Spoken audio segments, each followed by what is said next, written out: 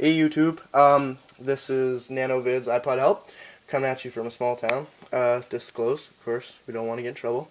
Now, today we're going to be trying to help you hack your iPod Touch 2nd Gen, 1st Gen, not the 2nd Gen 3.1.3, because that uses a program called Red Snow, and it's new, and I don't want to mess around with it yet and get you guys messing up your iPods. So, first of all, what you're going to have to do, you're going to have to click either on the link in my description, or you're going to have to go to Google, and what you're going to type in there is Black Rain. It's spelled like usual, but the I in rain is a 1. Now, you click on that, and the very first link called Black Weather, it says blackrain.com, this link comes up.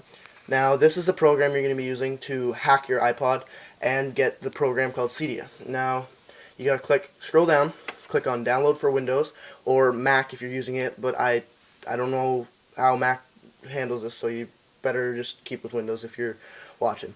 Now, if you're going to use it once, just try it out, click Run. If you want to be able to try it again in case you mess up, if you want to, just keep it there in case, click Save, and you'll want to save it to your desktop. Now, I already have it, so I'm not going to download it, but give you time to download it, pause the video, whatever you need to do. Now, after that, you'll have it on your desktop, and I'm going to put the link for the 3.1.2 firmware, which you need to jailbreak your iPod with, because if you go to anything higher or anything lower, it doesn't work. Now, first of all, what we're going to have to do is put our iPods in recovery. Now, your typical iPod looks something like that, right?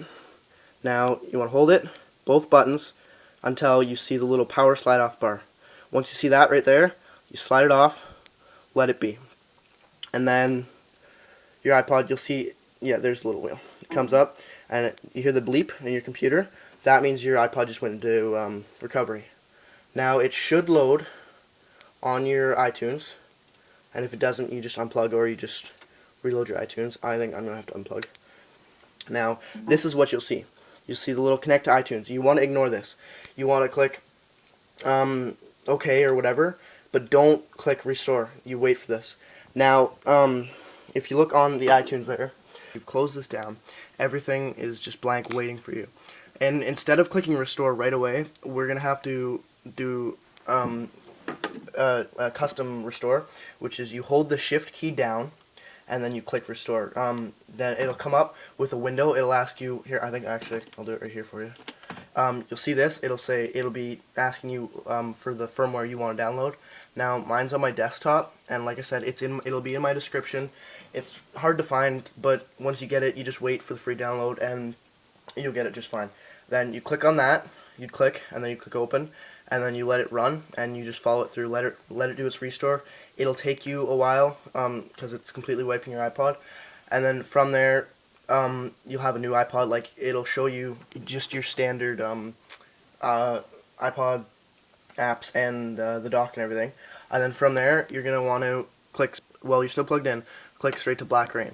Now, this program, it's going to essentially jailbreak your iPod, but then it will load a program, Black Rain, onto your iPod.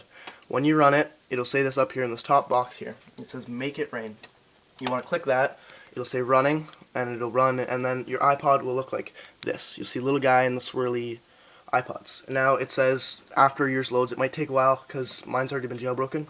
It'll say enjoy your jailbroken iPod or iPhone, and you click OK, and you just wait. Don't touch your iPod. Don't do anything. You'll see the screen, and it'll stay there for a while. Your iTunes will be doing goofy things, and you just want to wait, because if you try and jailbreak it again, or if you try and run Black Rain, it'll just restore and go to tethered, which is where it has to be plugged in every time you want to turn it on or turn it off, and that kind of sucks. Now, I don't want 3.1.3, I want 3.1.2, and that's already on there, because that's what you just did with the custom restore, so you just don't install if you have that.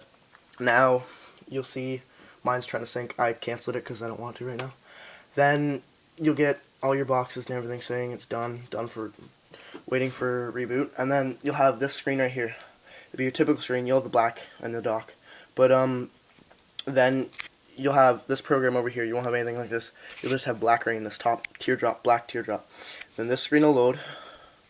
You wait. It needs internet connection. If you don't have internet connection, you have to get one for this to work. And then you want to click on Cydia, or Cydia, depending on how you want to say it, and you'll see in this top bar right here it says install. Yeah, it's a crappy camera, but it's a Nano. What can you expect? You click install, and then you click confirm, and you let it run. Typically, no, I'm pretty sure it actually does. It'll want to reboot, and you just let it do its thing. You wait, and then you go back, and your iPod will look like this again. You'll have your apps. You scroll over, then you'll have Cydia beside your black rain. From Cydia, you click on that. Now, this is where essentially the jailbreaking app getting process comes. It says load data, right? It's got to load this program. It's fairly big. It can mess with your like visuals. It can give you backgrounds, docs, all that fun stuff. Now you wait, reloading data.